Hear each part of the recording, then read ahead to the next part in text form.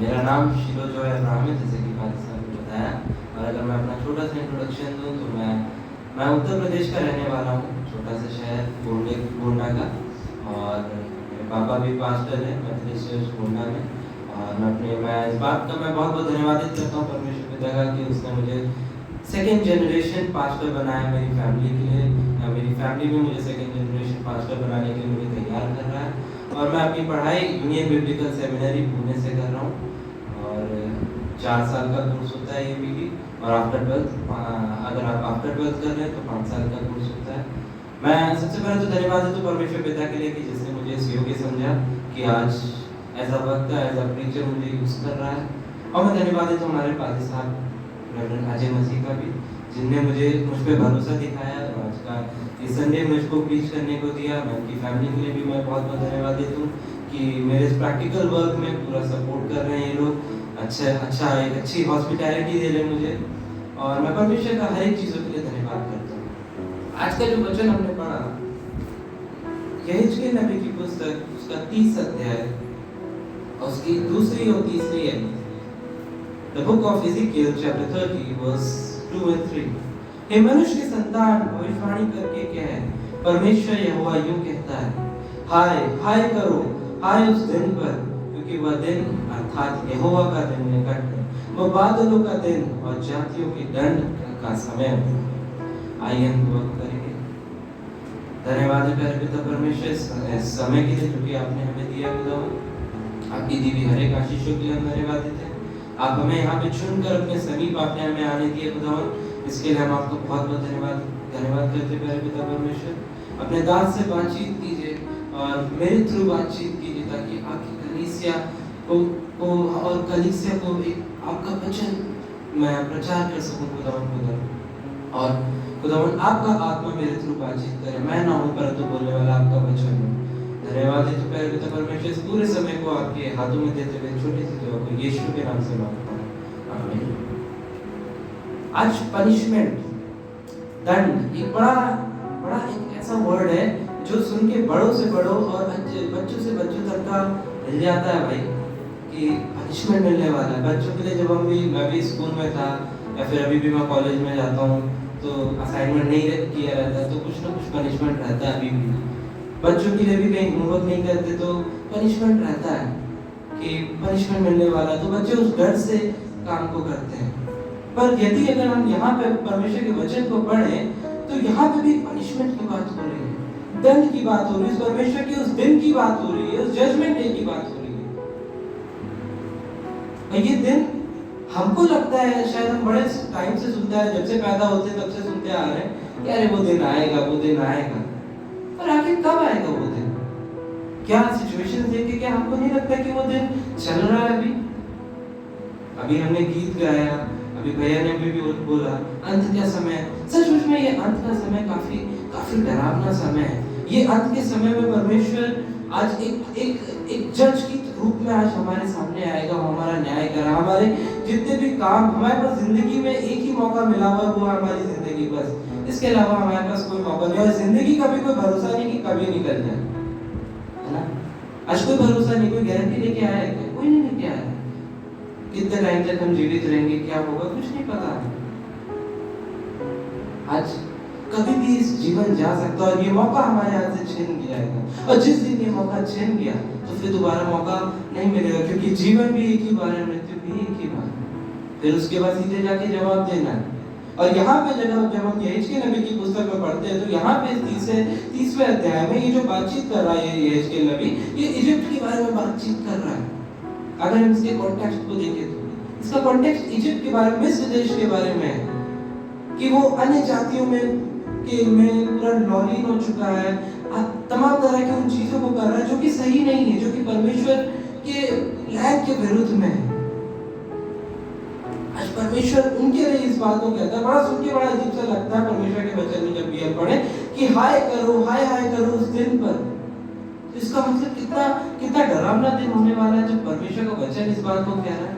अगर हम मलाकी की पुस्तक 4 अध्याय निकालें, book of Malachi chapter 4, Malachi की पुस्तक 4 अध्याय उसकी पहली आयत अगर हम पढ़ें तो ध्यान दीजिएगा क्योंकि देखो वह धधकते भट्टे का सा दिन आता है जब सब अभिमानी और सब दुराचारी लोग अनाज की खोटी बन जाएंगे, और उस आने वाले दिन में वे ऐसे भस्म हो जाएंगे कि उनका पता तक ना रहेगा। सेनाओं के यहोवा का यही वचन है। आज उस दिन के बारे में बताया गया परमेश्वर के वचन में कि वो धधकते हुए भट्टे के समान होगा। धधकते हुए भट्टे का कि जब हम 5 बजे क्रिसमस का टाइम आता है, जब हम केक बनवाते हैं, तो पुराने टाइम में क्या होता था, मैं जिस शहर में रहता हूँ वहाँ, यहाँ का नहीं पता, वहाँ पे भी ऐसे ही होता है कि हम लोग सब बेकरी में जाते हैं क्रिसमस के टाइम पे केक बनवाने। तो जब उस भट्टे के पास रहते हैं तो काफी गर्म रहता है। हम जो ठंडी के टाइम में जो जैकेट भी पहन के जाते हैं, वो अंदर जाके एकदम जैकेट भी उतार देते हैं। सोचिए बाहर से वो इतना गर्म रहता है कि पूरा हमें जैकेट की भी जरूरत नहीं पड़ती है। तो सोचिए वो अंदर से कितना गर्म होगा। हाँ जी, मैं उसी भट्टे की बात कर रहा हूँ जिसके अंदर शद्रक, मेशक और अबेदनगो को भी डाला गया था, पर उनके होशे भी ना जले थे। हालेलुया। पर ये दिन की जब यहाँ पे व्याख्या हो रही है, तो ये दिन वो दिन है कि धधकते हुए भट्टे का सा दिन होगा। कितना डरावना दिन होगा वो। तब क्या करेंगे हम, कहाँ छुपेंगे? और ऐसा नहीं है कि हम एस्केप कर ले जाएंगे, ये वो चीज नहीं है कि जो हम एस्केप कर ले जाएंगे। कई बार परेशानियां आती है, हम सोचते हैं, हम वेज ढूंढते हैं कि मैं हमेशा अपने दोस्तों से कोई भी परेशानी में दिखता है तो हमेशा मैं उसको ये बात कहता हूँ कि परेशान मत हो भाई, प्रॉब्लम के बारे में मत सोचो, हमेशा सॉल्यूशन के बारे में सोचो। पर इस चीज का सॉल्यूशन उस दिन का जजमेंट डे की अगर हम बात करें तो इसका कोई सॉल्यूशन नहीं है कि हम सबको फेस करना पड़ेगा, इससे हम बच के नहीं भाग सकते, इससे हम एस्केप नहीं कर सकते। तो आज वो दिन, आज हमें फेस करना पड़ेगा। और आपको मालूम परमेश्वर का भी क्वेश्चन है उस दिन के लिए। परमेश्वर भी क्वेश्चन करता है। आपको मालूम कहाँ पे क्वेश्चन करता है? यिर्मयाह की नबी की पुस्तक उसका 5 अध्याय, यिर्मयाह नबी की पुस्तक उसका 5 अध्याय, the book of Jeremiah chapter 5।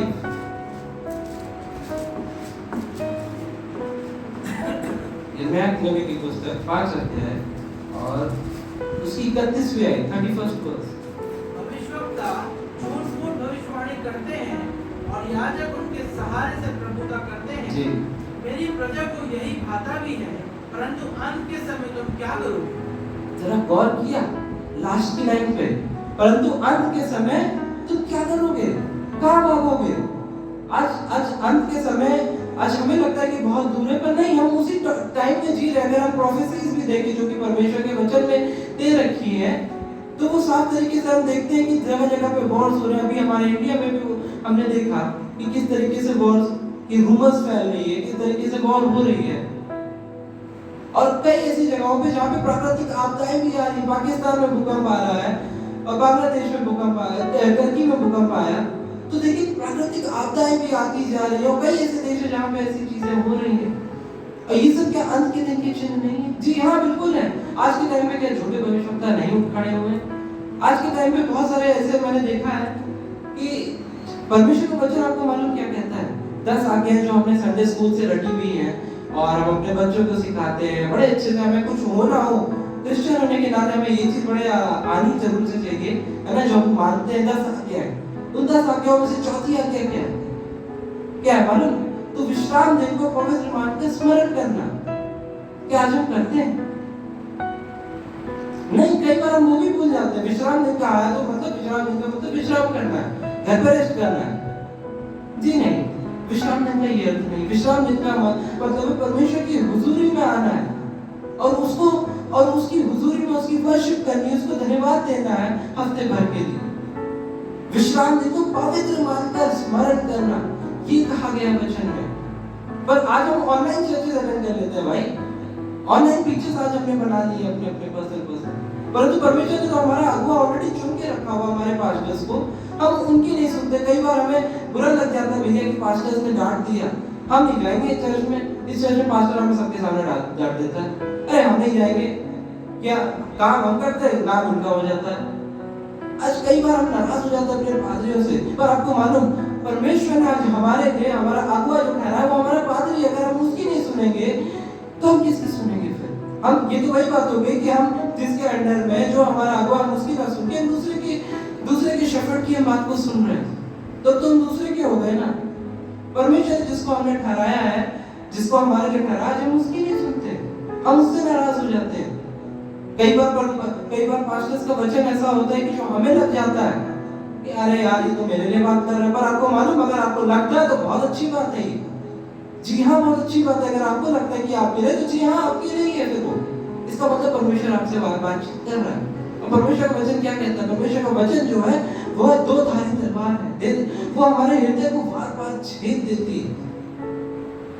आज बहुत सारे ऐसे हो गए, झूठे भविष्यवक्ता ऐसे उठ गए हैं आज के टाइम पे, जो कि शुगर कोटिंग में लगे हुए हैं, जो कि सिर्फ और सिर्फ परमेश्वर के प्यार को दिखाते, परमेश्वर के अनुग्रह को दिखाते, परमेश्वर की आशीषों को दिखाते। जी हाँ, परमेश्वर बहुत अच्छा है, बहुत भला है और बहुत महान है। उसी की दया के वसीले से आज हम सब यहाँ पे हैं। पर आपको मालूम हो, परमेश्वर सिर्फ प्यार करने वाला नहीं, परमेश्वर जस्ट भी है। वो जस्टिस करने वाला भी परमेश्वर है। वो जरा सा भी अपवित्रता के साथ नहीं रह सकता है। जब यीशु का, अभी हमने गुड फ्राइडे मनाया, जब चौथा कलमा हम देखते हैं, जब यीशु ने साफ तरीके से क्रूस पे कहा, हे मेरे परमेश्वर तूने मुझे क्यों छोड़ दिया। क्या हम देखते हैं कि यीशु ने किस तरीके से परमेश्वर पिता ने अपने पुत्र यीशु को भी छोड़ दिया। क्यों? क्योंकि पाप, पूरी पृथ्वी भर का पाप था उसके ऊपर। भले ही उसने कुछ किया नहीं किया, पर उसके ऊपर पूरी पृथ्वी भर का पाप था। पर परमेश्वर इतना महान है और इतना पवित्र है कि उसका पाप के साथ थोड़ा सा भी साझा नहीं, थोड़ा सा भी नहीं। तो आज परमेश्वर सिर्फ प्यार करने वाला ही नहीं, आज परमेश्वर न्याय करने वाला भी परमेश्वर है। और न्याय का दिन अब ज्यादा दूर नहीं, न्याय के दिन में हम ऑलरेडी जी रहे हैं। हमें नहीं पता, परमेश्वर, यीशु को भी नहीं पता था। जब यीशु से उसके चेलों ने पूछा कि हे गुरु बता हमें अंत का समय कब आएगा, तो यीशु ने क्या कहा कि मुझे भी नहीं पता, स्वर्गदूतों को भी नहीं पता, किसी को भी नहीं पता, सिर्फ और सिर्फ परमेश्वर पिता को पता है उस दिन का कि वो दिन कब आएगा। तो जब हमें उस दिन के बारे में पता नहीं है, तो हम क्यों ना उस दिन के लिए हम प्रिपेयर हो जाते हैं आज ही से। आपको मालूम वो दिन बड़ा भयानक होने वाला है, वो जो दिन है। अगर हम देखें नए नियम से, तो मत्ती रचित सुसमाचार उसका 10 अध्याय उसकी 21वीं आयत, the gospel according to saint Matthew chapter 10 verse 21, कहती है, भाई भाई को और पिता पुत्र को घात के लिए सौंपेंगे और बच्चे माता पिता के विरोध में उठकर उन्हें मरवा डालेंगे। 22वें आयत अगर आगे की हम देखेंगे, तो मेरे नाम के कारण ये सब लोग तुमसे बैर भी करेंगे और जो अंत तक धीरज धरे रहेगा उसी का उद्धार होगा। आज अगर हम 21वीं आयत में देखें, तो कितना डरावना सीन हो रखा है ये, है कि नहीं? कि आज अगर हम देखें तो पिता और पुत्र का जो रिलेशन होता है काफी क्लोज होता है। एक पिता का अपने बच्चों से आज इसमें दे रखा है कि घात के लिए सौंप देंगे पिता अपने पुत्र को, पुत्र अपने पिता को। यहाँ पे सिर्फ पुत्र मतलब सिर्फ बेटों की नहीं बात हो रही, यहाँ पे बेटियों की भी बात हो रही, दोनों बच्चों की बात हो रही। अरे आज माँ बाप जो हमसे इतना प्रेम करता है, वो तक परमेश्वर वचन कहता है कि वो ऐसा भयानक दिन होगा कि आज वो तक हमें घात के लिए, मरने के लिए आज हमें सौंप देंगे। और बच्चे भी ऐसे ही करेंगे। कि आज के टाइम पे अगर आप देखो, तो आज के टाइम में क्या सिचुएशन आपको सिमिलर नहीं लगती? अरे अभी मैंने देखा, आज सुबह मैंने न्यूज़ में ऐसी इंस्टाग्राम खोला था, तो उसमें आते ही खोलते ही फर्स्ट पेज पे क्या था उसके, कि एक अडॉप्टेड बच्ची को, एक 3 दिन की बच्ची को एक माँ ने अडॉप्ट किया, और जब वो बच्ची 14 साल की हो गई, बच्ची ने उसी माँ को मार डाला। कह रही तो अडॉप्टेड बच्चे की बात। आज अगर हम बात भी करें, तो जो हमारे अपने माता पिता हैं, आज कई बार बच्चे उनको भी नहीं छोड़ते, उनसे भी इस तरह की बदतमीजी वो करते हैं। आज क्या वो समय नहीं है? आज क्या बच्चों को, आज मैं पुणे की अगर मैं बात करूं, अगर मैंने अपनी पर्सनल अगर आंखों देखी अगर मैं बात करूं, आपको अगर बताऊं, तो मैंने देखा वहाँ पे ओल्ड एज होम में अपने पेरेंट्स को डालना बच्चों के लिए बड़ा कॉमन, बड़े इजीली कहते थे कि अरे यार, मैं देखा, मैं पादी साहब के पास अपने बैठा हुआ था जिस चर्च में, वहाँ पे मेरी भी की मिनिस्ट्री लगी हुई है, तो आया वो चर्च का मेंबर पादी साहब के पास, कुछ तो फॉर्म था उसमें शायद कुछ फिलअप कराना था, साइन कराना था, तो कहता है कि भाई साहब मैं तो बड़ा बिजी रहता हूँ, अपनी माँ का मैं ध्यान दे पाऊंगा नहीं, और ऐसे भी बड़ी बूढ़ी हो गई है, वो चिक चिक करती हैं, तो उनको वहाँ पे शिफ्ट करना वही ठीक है। और मैं देख रहा हूँ बड़े इजीली काम हो रहे हैं, लोग बड़े खुशी खुशी इस बात को कह रहे हैं। आज उस माँ बाप पे क्या बीतती होगी जब उनके पुत्र या जिनको उन्होंने बचपन से पाला, उनके लिए अपना पेट काट कर काम किया, आज वो बच्चे उनको ओल्ड एज में बड़े इजीली छोड़ के आ रहे हैं, कह रहे मैं ध्यान नहीं करता और ये बुढ़े हो गए तो चिक चिक कर रहे हैं। आज ये सिचुएशन है कि आज हम अंत के समय में नहीं जी रहे हैं? क्या समय देख के क्या आज हमें रियलाइज नहीं होता है? क्या आज बच्चे अपने माँ बाप का अनादर नहीं करते? माँ बाप के सामने कुछ और दुनिया के सामने कुछ और रहते। माँ बाप को तमाम तरह की बेवकूफ बनाते बातों का। मुझे क्या पता नहीं, आज आपको क्या ये बात पता नहीं। गुजरे संडे हमने मदर्स संडे मनाया, एक दिन के लिए आज हमने अपनी माँ को बना दिया कि हाँ भाई माँ है, स्टेटस में बड़ा बड़ा लिख के डाल दिया, माँ है तो ये है, माँ है तो पूरी दुनिया है। पर क्या अगले दिन क्या उस माँ को वही आदर दिया, वही प्लेस दिया जो वो माँ डिजर्व करती? जी नहीं। हम कई बार हम ऐसे ही करते हैं, हम हमेशा, हमारा स्वभाव ही यही है। पर उन माँ बाप का स्वभाव को देखिए, उन सब के बावजूद भी हमसे प्यार करते हैं, वो नहीं हमें छोड़ देते। आज ठीक ऐसे परमेश्वर पिता भी हमसे प्यार करता है, परमेश्वर भी आज हमसे प्यार करता है, आज वो भी हमें नहीं छोड़ता। पर बच्चे को डिसिप्लिन करने के लिए, बच्चे को अच्छा बनाने के लिए आज मारना, बच्चों को डांटना बड़ा जरूरी होता है। नीति वचन भी साफ तरीके से कहता है कि बच्चे को सही राह पे चलाने के लिए उसकी पीठ पे छड़ी मारना। आज परमेश्वर का भी आज न्याय करने का तरीका ठीक इसी तरीके से। आज कई बार आज हमारे जीवनों में परेशानियां आ जाती हैं, दुख आ जाते हैं, आज हम डर जाते हैं, घबरा जाते हैं। भाई कहते कि अरे परमेश्वर तूने तो मुझे छोड़ दिया यार, परमेश्वर तूने मुझे इतना प्यार किया, इतना दूर लेके आया, अब यहाँ पे छोड़ दिए। पर हम वो नहीं देखते कि वो परमेश्वर एक पेरेंट की तरह हमारा ध्यान दे रहा है। जब एक ठीक उस तरीके से ध्यान दे रहा है जिस तरीके से एक माँ जब अपने बच्चे को चलना सिखाती तो उसका उंगली जरूर से छोड़ देती, भले ही वो घुटने के बल गिरता है, पर उसको संभालने के लिए माँ जरूर से रहती है। और अगर माँ नहीं छोड़ेगी तो क्या वो बच्चा कभी चल पाएगा? नहीं चल पाएगा। आज ठीक उसी तरीके से आज परमेश्वर भी है। पर कभी कभी बच्चे जब गलतियां करते हैं तो पनिशमेंट भी मिलती है माँ बाप की तरफ से। आज ठीक उसी तरीके से आज परमेश्वर के साइड से भी ऐसे ही, आज परमेश्वर भी आज हमारे पेरेंट की तरह ही है, आज हमारा ध्यान रखता है। आज कई बार पनिशमेंट्स मिलते तो हम घबरा जाते हैं, डर जाते हैं, पर और परमेश्वर से नाराज हो जाते हैं। पर आज हमें उन सब चीजों की जरूरत नहीं, आज हमें तैयार रहना है, आज अपने हृदय को दृढ़ करना है। आज परमेश्वर का वचन कहता है 22वीं आयत में, अगर जो हमने पढ़ा धीरे से समझा जा सकता है, तो लोग इसमें साफ तरीके से दे रखा है कि लोग परमेश्वर के नाम के कारण आज हमें सताएंगे, पर जो अंत तक दृढ़ रहेगा, स्थिर रहेगा, फर्म रहेगा, आज वो अनंत जीवन को प्राप्त करेगा। Hallelujah, hallelujah.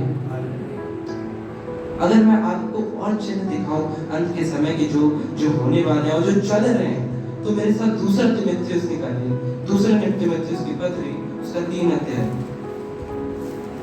दूसरा तीमुथियुस उसका 3 अध्याय, उसकी पहले से लेके 5वीं आयत तक कोई पढ़ेगा?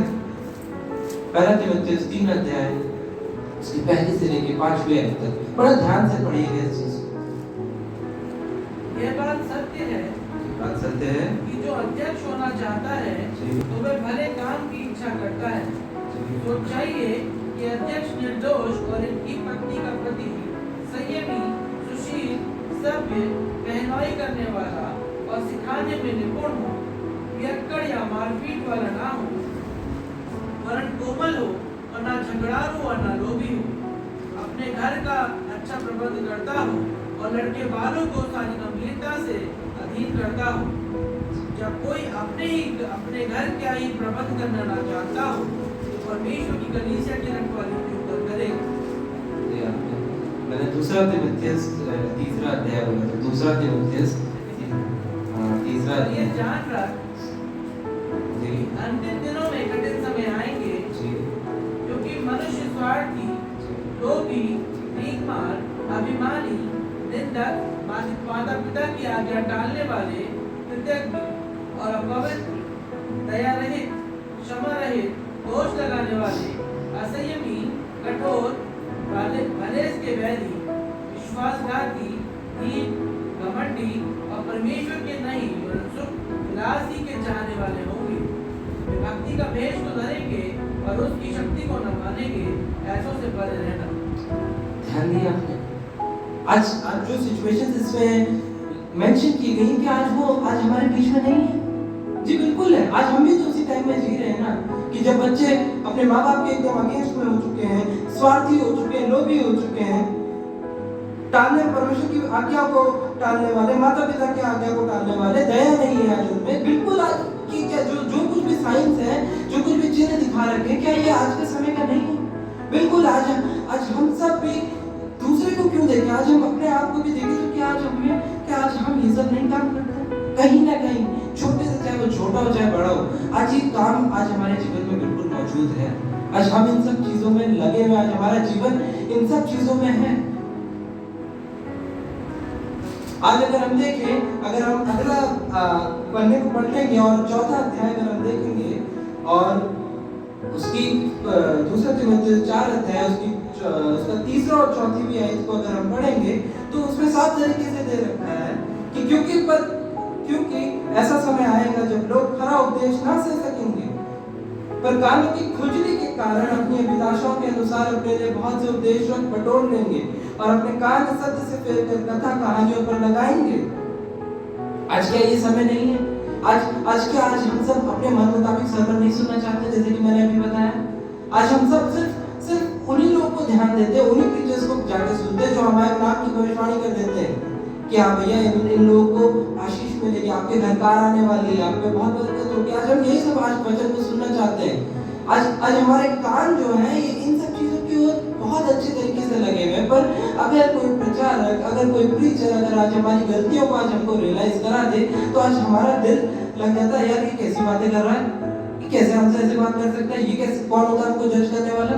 हमारा न्याय करने वाला तो हमारा परमेश्वर है। ये कौन होता है जो हमारा न्याय करता है? पर आपको मालूम, अगर आपको लग रहा है कि परमेश्वर, अगर ये वचन आपको लग रहा है कि हाँ ये मेरे लिए, तो बिल्कुल हाँ आपके लिए ही है। परमेश्वर आपसे बातचीत करना चाहता है। आज वो समय है शायद कि आप अपने आप को बदलें। आज वो समय है शायद परमेश्वर आपसे बातचीत करना चाहता है। आपको मालूम है, ऐसे झूठे भविष्यवक्ता बहुत से उठेंगे आज के समय में और उठ चुके हैं, जो कि अंत के समय को झुठलाते हैं। मैंने बहुत सारे ऐसे देखे हैं यूट्यूब पे, बहुत सारे ऐसे रील्स में, इंस्टाग्राम पे मैंने देखा कि किस तरीके लोग अंत के समय को डिक्लाइन कर देते, कहते हैं अरे नहीं कुछ नहीं, अंत का समय आने वाला, परमेश्वर को आना होगा तो कब का आ चुका होता है यीशु को। बहुत सारे ऐसे लोग हैं। क्या मैं गलत बोल रहा हूँ? जी नहीं, मैं गलत नहीं हूँ, आप सब भी जानते हैं इस बात। आज हम सब अपनी कानों की खुजली मिटाने में लगे हुए हैं ना, कि वो फलाने प्रीचर आज हमको आशीष दे रहे हैं तो वो अच्छे होंगे, और वो प्रीचर जो हमारे पापों को हमको रियलाइज करा रहे हैं, आज इन सब गलत बात जो वचन में लिखी हुई जो सही बातें हैं, आज उन सबको अगर रियलाइज करा रहे हैं आज हमको, तो वो गलत है। आज ऐसा समय आ चुका। पर आपको मालूम, ऐसे फॉल्स टीचर्स, ऐसे जो झूठे भविष्यवक्ता है, आज उनका भी न्याय करेगा परमेश्वर। मत्ती रचित सुसमाचार 7 अध्याय उसकी 15वां और 16वां पद अगर आप पढ़ें, तो मत्ती रचित सुसमाचार 7 अध्याय उसका 15 और 16, मत्ती रचित सुसमाचार उसका 7 अध्याय उसका 15 और 16 है। झूठे भविष्यवक्ताओं से सावधान रहो, जो भेड़ों के भेष में तुम्हारे पास आते हैं, परंतु अंदर में वो फाड़ने वाले भेड़िए हैं। उनके फलों से तुम उन्हें पहचान लोगे। क्या लोग झाड़ियों में अंगूर या कटारों से अंजीर तोड़ते हैं? आज झूठे भविष्यवक्ताओं से सावधान रहने के लिए आज हमारा वचन कहता है। परमेश्वर ने झूठे भविष्यवक्ताओं से आज हमें सावधान रहने के लिए कहा। उनका भी न्याय होगा, क्योंकि आपको पता, परमेश्वर का वचन कहता है, जो यहाँ से खड़े होकर जो वचन को देते हैं, जो वचन को बोलने वाले हैं, जो प्रचारक हैं, जो पादरी हैं, आज उन पे दोहरा लेखा देना पड़ेगा, अपना भी और अपनी कलीसिया का भी, जो कि वो दे रहे हैं। और अगर वो झूठी भविष्यवाणियों को करते हैं, गलत बातों को अपनी कलीसिया को सिखाते हैं, तो आज उन पे दंड जो होगा वो दुगना होगा। आज अंत के समय में खैर ये सब चीजें तो आने वाली हैं, वाली बीत रही हैं। खैर मैं आपको डराने नहीं आया हूँ, मैं आपको डराने के लिए ये सब चीजें नहीं बात कर रहा हूँ, या फिर आपको बुरा फील कराने के लिए नहीं बातचीत कर रहा हूँ, पर मैं आपको आपकी रूह को बचाने की मैं बातचीत कर रहा हूँ। कि अगर आज इन सब चीजों में अगर आज हम पूरी तरीके से कनेक्टेड है, पूरी तरीके से लॉग इन है, तो आज हमें आज सुधरने की जरूरत है।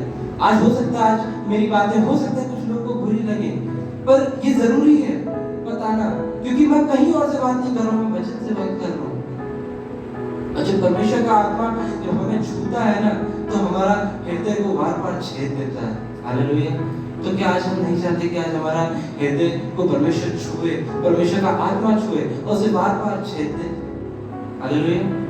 आपको मालूम इन सब चीजों के बावजूद, ये सब दिन तो आएंगे, पर आपको मालूम इन सब चीजों के बावजूद विलाप गीत की पुस्तक जो कि 3रा अध्याय, विलाप गीत की पुस्तक 3रा अध्याय और उसकी 22वीं The Book of Lamentations chapter 3 verse 22 and 23।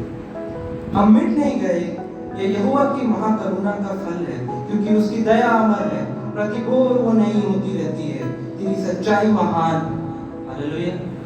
आज परमेश्वर की जो दया इन सब चीजों के बावजूद भी आज परमेश्वर की दया सचमुच में अपरंपार है। आज जो कोई भी मनुष्य अंत तक धीरज धरा रहेगा, अंत के इन सब चीजों में भी अपने आप को स्थिर रखेगा, परमेश्वर के वचनों पे चलेगा और अपने कानों की खुजली ना मिटा के, परंतु परमेश्वर के वचनों को पढ़ेगा, परमेश्वर के वचनों को पूरे दिल से फॉलो करेगा, वो आज अंत तक स्थिर रहेगा। वो उसको परमेश्वर के राज्य में एक नया एक इटर्नल किंगडम मिलेगा, एक इटर्नल किंगडम में राजपास को मिलेगा। वो उस इटर्नल किंगडम में वास करेगा जहाँ पे यीशु है। हालेलुया। आज क्यों ना आज हम उस जगह पे आज हम अपनी जगह को बनाएं। हालेलुया। क्योंकि परमेश्वर की करुणा तो महाकरुणा है। आपको मालूम परमेश्वर का वचन कहता है कि मैंने अपने बड़े नाम से अधिक महत्ता अपने वचनों को दे रखी है। तो क्यों ना आज हम उसके वचनों पे चले, क्यों ना आज हम उसकी बातों को जाने, क्यों ना आज हम परमेश्वर में पूरी तरीके से लौट हो।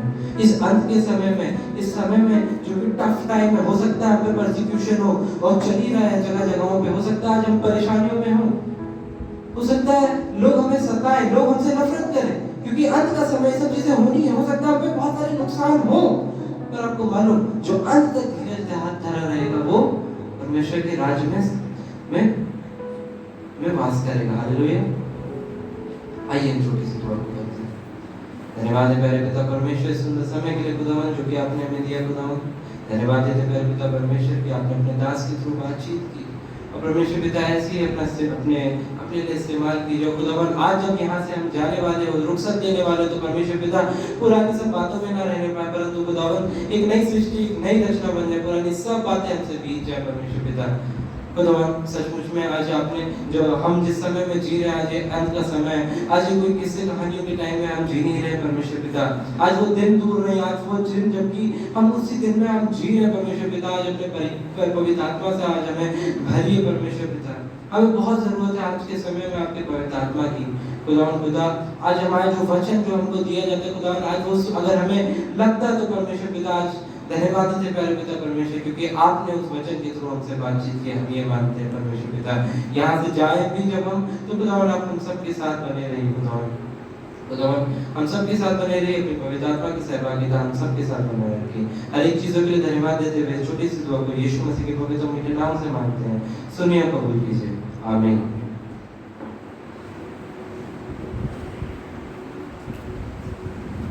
दिल से धन्यवाद इन सुंदर वचनों के लिए। Hey guys, thanks for watching this video. We hope that you like this video. If you like this video, give it like. Share this video to your beloved ones, colleagues and families, and comment us your favorite part in this video. Even follow us on Instagram, Facebook, and subscribe to our YouTube channel. God bless.